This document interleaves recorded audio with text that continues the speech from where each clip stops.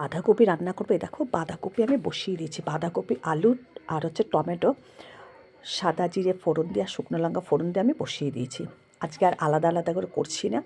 এই যে আলুও দিয়ে দিয়েছি, তাকে একদম ঝিরিঝিরি করে কেটে নিয়েছি, আর বড় একটা টমেটো দিয়েছি, আর পরিমাণ মতো নুন আর হলুদ দিয়ে দিচ্ছি।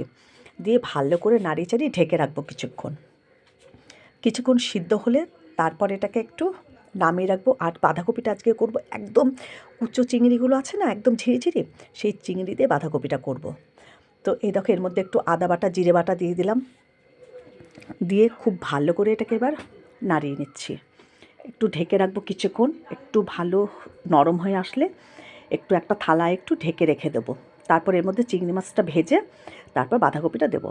এক মুঠো আমি এর মধ্যে কড়াইশুঁটিও দিয়ে দিলাম, এই যে কড়াইশুঁটি দিয়ে দিলাম। এবারে এটাকে ঢেকে রেখে দেবো। বাঁধাকপির গা দিয়ে কিন্তু নিজস্ব জল খুব বেরোয়, এই জলেই পুরো সিদ্ধ হয়ে যাবে।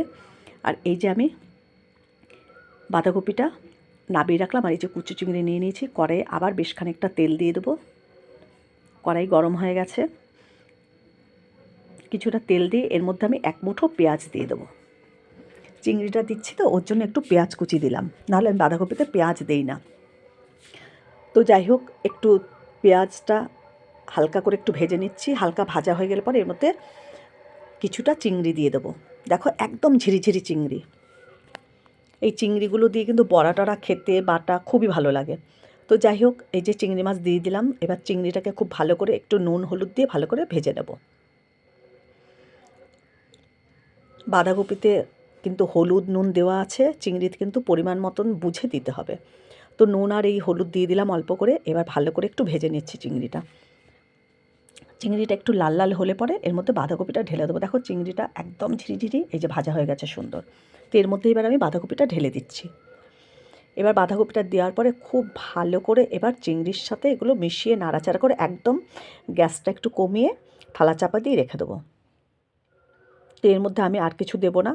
এবার খুব ভালো করে কষিয়ে নিলেই বাঁধাকপি কিন্তু রেডি হয়ে যাবে। কারা কারা কুচো চিংড়ি দিয়ে বাঁধাকপি এভাবে করে খাও অবশ্যই জানাবে। আর আমার ইউটিউব চ্যানেলটাকে তোমরা সাবস্ক্রাইব করে নেবে, দীপ্তি রান্নাঘর। এই দেখো কষানো হচ্ছে, খুব ভালো করে কিন্তু বাঁধাকপি কষিয়ে নিতে হবে যেন বাঁধাকপিতে একটুও জল না থাকে। দেখো এখনও কিন্তু কিছুই হয়নি, এখনও অনেকটা, যতটা দেখছো এটা আরও কমে অল্প হয়ে যাবে। এই যে বাঁধাকপি একদম রেডি, নামিয়ে নিলাম।